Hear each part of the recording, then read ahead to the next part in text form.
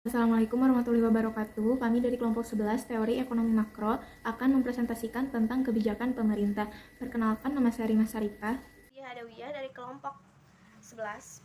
Nah, jadi yang pertama yaitu teori makroekonomi itu sendiri adalah menganalisis masalah tentang keseluruhan kegiatan perekonomian. Aspek pertama yang dibahas dalam teori makroekonomi adalah mengenai penentuan tingkat kegiatan perekonomian negara.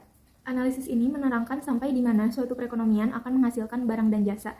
Dalam makroekonomi juga terperinci tentang analisis mengenai pengeluaran agregat kepada 4 komponen, yaitu yang pertama pengeluaran rumah tangga, yang kedua pengeluaran pemerintah, ketiga pengeluaran pengusahaan, dan yang keempat terakhir yaitu ekspor dan impor. Teori makroekonomi meliputi juga analisis berbagai aspek berikut.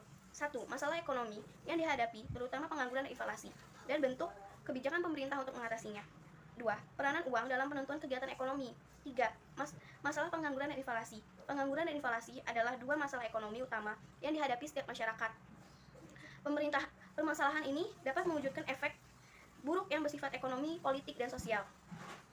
Peranan kebijakan pemerintah. Langkah-langkah pemerintah untuk mengatasi masalah pengangguran dan inflasi dibedakan menjadi dua bentuk, yaitu 1. Kebijakan fiskal, dan 2. Kebijakan moneter. Kebijakan fiskal yaitu kebijakan ekonomi yang digunakan pemerintah untuk mengolah atau mengarahkan perekonomian ke kondisi yang lebih baik atau diinginkan dengan cara mengubah-ubah penerimaan dan pengeluaran pemerintah.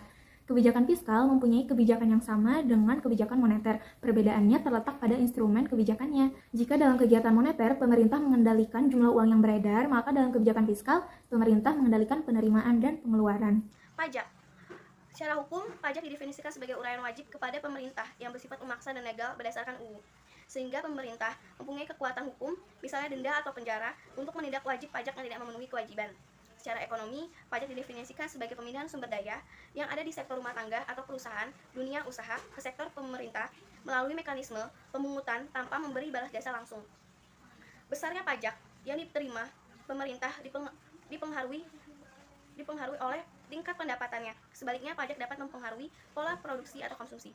Lalu ada klasifikasi pajak. Yang pertama yaitu pajak objektif adalah pajak yang dikenakan berdasarkan aktivitas ekonomi para wajib pajak. Misalnya pajak pertambahan nilai atau yang sering disebut dengan PPN. Nah, yang kedua yaitu pajak subjektif adalah pajak yang dipungut dengan melihat kemampuan wajib pajak. Biasanya bila kemampuan wajib pajak makin besar, beban pajaknya juga makin besar. Yang ketiga yaitu pajak langsung adalah pajak yang beban pajaknya tidak dapat digeser kepada wajib pajak yang lain. Misalnya pajak penghasilan atau yang sering disebut dengan PPh serta pajak bumi dan bangunan atau PBB. Dan yang terakhir yang keempat yaitu pajak tidak langsung adalah pajak yang beban pajaknya dapat digeser kepada wajib pajak yang lain. Misalnya pajak penjualan yang sering disebut dengan PPN atau PPNBM. Tarif pajak. Tarif pajak dibagi menjadi dua, yaitu pajak nominal adalah pajak pengenaannya berdasarkan sejumlah nilai nominal tertentu. Misalnya bila pengenaan pajak pendapatan sebesar 50, maka cukup ditulis dengan T sama dengan 50. Pajak presentasi adalah pajak yang ditetapkan berdasarkan presentasi tertentu dari dasar pengenaan pajak. Pajak presentasi dapat dibedakan menjadi 1. Pajak proporsional, ada tarif presentasinya tetap. 2. Pajak progresif, tarifnya makin tinggi bila dasar pengenaan pajaknya makin tinggi. 3. Pajak regresif, tarif pajak makin rendah bila dasar penggunaan pajaknya makin rendah. Lalu ada 3 politik anggaran. Yang pertama yaitu anggaran defisit atau defisit budget. Merupakan anggaran yang direncanakan untuk defisit sebab pengeluaran pemerintah direncanakan lebih besar dari penerimaan pemerintah. Yang kedua yaitu anggaran surplus atau surplus budget adalah anggaran pemerintah bila penerimaan lebih besar dari pengeluaran. Politik anggaran surplus dilakukan bila perekonomian sedang dalam tahap memanas. Melalui anggaran ini, pemerintah mengerem pengeluarannya untuk menurunkan tekanan pemerintah atau mengurangi daya beli dengan menaikkan pajak. Yang ketiga yaitu ada anggaran berimbang atau balance budget. Merupakan anggaran yang apabila pengeluaran sama dengan penerimaan. Kebijakan moneter adalah upaya perekonomian makro ke kondisi yang lebih baik dengan mengatur jumlah uang yang beredar. Melalui kebijakan moneter, pemerintahan dapat mempertahankan, menambah atau mengurangi jumlah uang yang beredar dalam upaya mempertahankan kemampuan ekonomi bertumbuh sekaligus mengendalikan atau mengendalikan inflasi.